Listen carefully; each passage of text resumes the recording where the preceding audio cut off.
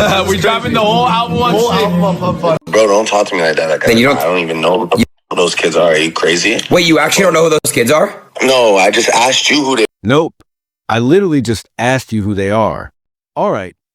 Let's slam the brakes on this circus and really tear into the madness because there's a lot flying around.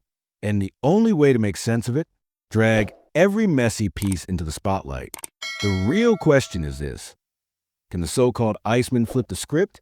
Or are we witnessing the slow-motion meltdown of one of hip-hop's most untouchable figures? But before we unpack all that chaos, do me a favor, drop a like, hit subscribe, and strap in for yet another roast session of the Canadian clown. And don't get it twisted, this isn't just some casual commentary. I live and breathe rap battles, rap rollouts, rap history. This is my lane. All right, Lobies and Genograms. Here's what I pieced together. The internet hyped Iceman episode 3 like it was a nuclear launch code. Everyone swore Drake was about to press that red button. Something that would blow up the music industry. Something that would end Kendrick Lamar once and for all. This was supposed to be the moment, the comeback, the big win. But when the smoke cleared, all we got were bizarre visuals, cryptic one-liners, and those same creepy Pinocchio puppets popping up over and over. And after sitting through it all, I think I've cracked the code. Drake's weird fixation with Pinocchio didn't just appear out of thin air. It goes all the way back to his awkward SNL days, when he desperately wanted to prove he was more than just the Degrassi kid who raps. He wanted to be funny. He wanted a catchphrase. He wanted to show the world comedy was his next lane. And what did he land on? My Uncle Pinocchio. He tried to push it, tried to sell it, tried to make people laugh. But instead of claps, he got silence. Instead of cheers, he got side eyes. The audience hated it. The cast clowned him. Drake was left standing there, humiliated. And that's why Pinocchio has been haunting his art ever since. Those little puppets in the Iceman episodes, they're not random. They're revenge. They're the trauma of being the outsider, the kid who never fit, the actor who craved validation but never got it. Nobody laughed with him back then. So now, he's flipping the script. Now the puppets are his army. Pinocchio isn't just a wooden boy anymore. He's the symbol Drake used to say. Y'all laughed then, but now I hold the red button. Now I'll blow it all up. But here's where it gets messy. Drake is still shadow boxing with ghosts from his past, while Kendrick is busy writing the present. Fans love to say Kendrick is milking this beef, but that's cap. Kendrick doesn't need to milk anything. Let's not forget, on that same SNL stage, a full year after back-to-back drop, Drake was still milking his diss moment, still dragging out that old era, still pretending his comeback was hot. Meanwhile, Kendrick, he was sharpening his pen. The difference? Kendrick didn't have to recycle old hits. He cooked up new ones that landed even harder. And since we're already digging into old wounds, let's check the scoreboard. After Kendrick's brutal takedown, Drake has been flooding the world with music. 38 songs officially on streaming platforms, plus an endless ocean of leaks floating around the internet. But here's the kicker. Not a single one of those tracks, aside from Nokia, has cracked the Billboard Top 10 and actually stayed there. Not one. None of them have defined the era. If you don't think that as Drake pacing his mansion floors in panic mode, then you're probably still trying to convince yourself he didn't lose that rap battle. Spoiler alert, he did. Badly. Meanwhile, hip-hop itself is spiraling into crisis. And the numbers? They're ugly. Right now, there are only 4 rap songs on the global Spotify charts. 4. That's the lowest in 9 years. Basically the lowest in recorded history since Spotify started tracking. 5 years ago, that number was 56. 56 rap songs dominating the charts. Today, 4. That's not a dip, that's a collapse. And what does that mean? Labels are panicking. They're looking at the numbers and saying, hip-hop isn't a cash cow anymore. And when labels think that way, they stop feeding the next generation of rappers. Instead, they start pouring money into the Morgans, the Taylors, the Bad Bunnies. Country, pop Latin, those are the new darlings. Those genres are exploding because the industry wants them to explode. 7 years ago, that role belonged to hip hop. That was Drake's peak. That was when Kendrick dropped Damn. That was Kanye, Cole, Travis, all hitting their commercial highs. The mainstream was addicted to rap. But now, the addiction has shifted, and the numbers don't lie. Here's the part that should have Drake shaking. Out of those 4 rap songs still clinging to the global charts, 3 belong to Kendrick Lamar. Not Drake, not Cole, not Travis. Drake's only representation? One Dance, a pop crossover track from 9 years ago. That's embarrassing. In 2025, when the world looks at the rap game, it's Kendrick's name echoing at the top. That era is real, whether Drake stands want to admit it or not. Now, let's get into the leaks, because this is where things turn downright bizarre. Drake was never the guy with leaky music. He wasn't Kanye, with fans buying stolen demos. He wasn't Playboy Cardi, with thousands of random snippets floating online. Drake kept his vault locked tight. But ever since the Kendrick battle, his songs have been leaking like a busted faucet.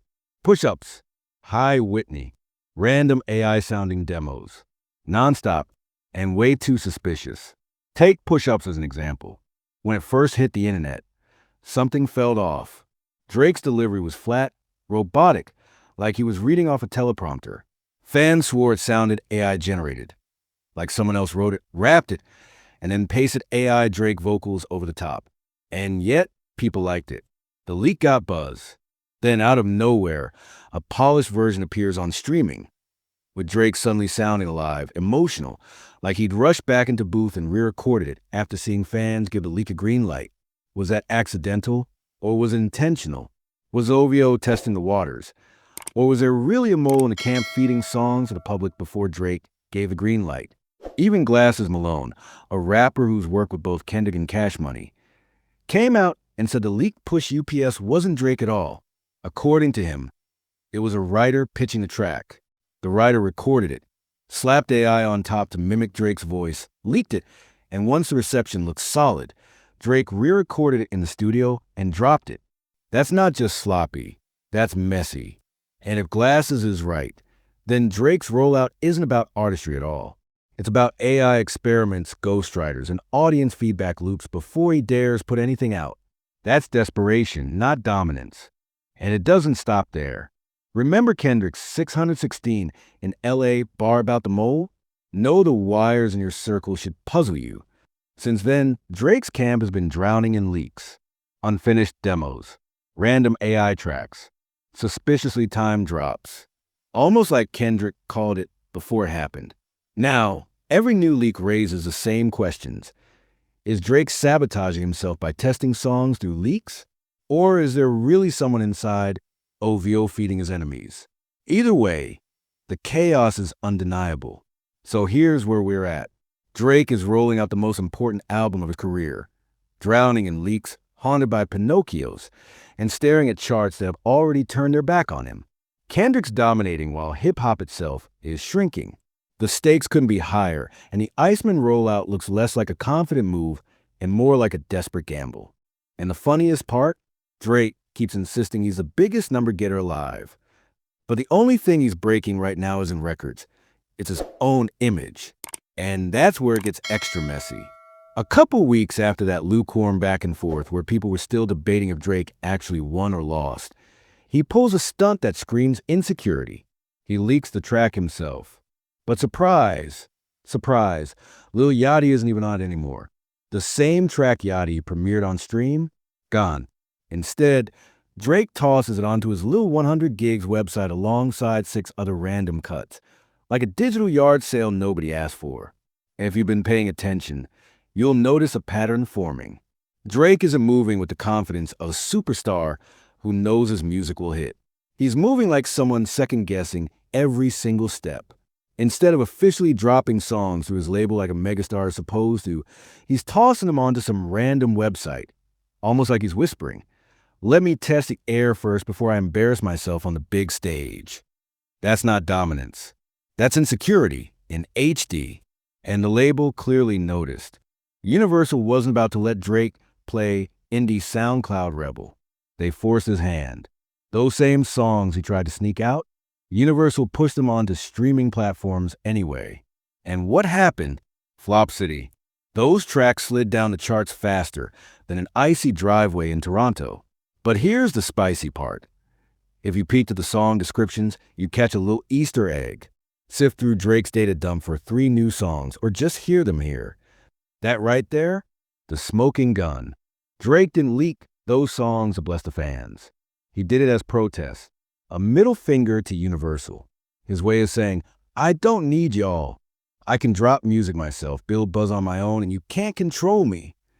But Universal clapped back without saying a word. By tossing those same songs on Spotify with that shady little description, they basically told Drake and the whole world, sit down, you're not bigger than the program. Don't forget who owns the machine. And if that wasn't wild enough, another leak slipped through. No Face with Playboy Carti, one of his closest collaborators. But by the time the label pushed it onto streaming, Carti's verse was gone.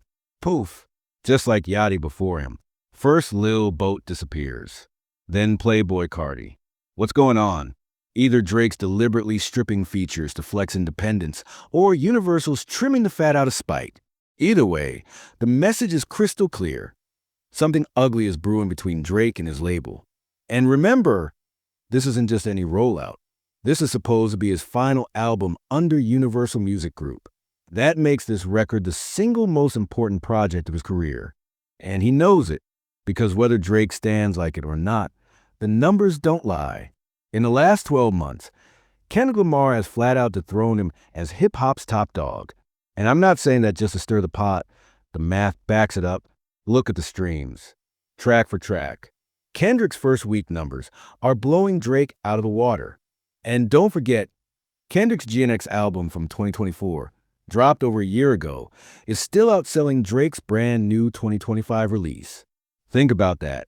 Drake's fresh release has had months to build numbers, yet it's still limping behind an older Kendrick record. That's humiliating for a guy who built his entire empire on being the numbers guy. And the live shows? Even worse. Both Drake and Kendrick are on tour right now, often in the same cities. Kendrick's filling stadiums. 40,000 to 80,000 fans screaming every lyric. Drake? He's stuck in arenas, capping at 20,000 max. Do the math. Kendrick's pulling double the bodies, double the money, double the headlines. The gap is real. That's why this Iceman album carries nuclear-level pressure. It's not just another Drake drop. It's his last shot to prove he still owns the charts, still owns a conversation, still wears a numbers crown. Because numbers are all he has left. He's not chasing best rapper alive anymore. He's chasing biggest. That's why he's moving erratic, dissing American hip-hop culture, clowning U.S. rappers, claiming London's got better lyricists, beefing with every media personality from Joe Budden to Rob Markman. He doesn't care about cultural respect anymore. He just wants the stats, the headlines, the Billboard records. And speaking of records, let's not forget, Drake is chasing Michael Jackson's ghost. He's one #1 single away from breaking MJ's all-time record, the most chart toppers in history. That's the only crown left he hasn't polished. And now, he's suing his own label, claiming they sabotaged him with Not Like Us, the track that shattered every streaming record he once held. He's alleging they pumped bots, manipulated streams, and let Kendrick shine at the Super Bowl just to tank his brand. Why? Simple. So they can lowball him in renegotiations. Remember, Drake was locked into that $400 million deal with UMG. He already recouped that bag. Now it's renewal time. But Universal does not want to cut another $400 million check. So what's their play? Drag his reputation through the mud, frame him as washed, then slide in with a $200 million offer instead. Meanwhile, they keep milking his back catalog, the one thing still holding value. That's why Drake is fighting harder than ever. The Iceman rollout isn't just an album cycle. It's survival. He has to prove the brand is still bulletproof, that his numbers are still untouchable, that even after Kendrick clowned him, even after the leaks, even after the alleged label sabotage, he can still pull off record-breaking success. But the cracks are showing. 38 songs, dozens of leaks, Weird live streams, features disappearing, suspicious chart jumps. It's chaos. It doesn't look like dominance. It looks like panic, like a man tiptoeing on thin ice, praying it doesn't crack beneath him. So yeah, Drake's throwing everything at the wall right now. Different accents, random diss records, leaks that may or may not be intentional, all just to see what sticks. Because if this Iceman album doesn't stick, it's not just a flop, it's the end of an era. At the end of the day, this rollout isn't just music, it's chess. Between the leaks, the disappearing features, the lawsuits, the shady chart moves, and the renegotiation pressure of the biggest contract of his career, Drake is skating on dangerously thin ice. One wrong move, and he's not just losing a battle with Kendrick, he's risking his legacy, his label leverage, and the very numbers crown he built his empire on. So here's the question. Do you think the Iceman album is going to save him? Or is this the beginning of the end for Drake's reign as the biggest in the game?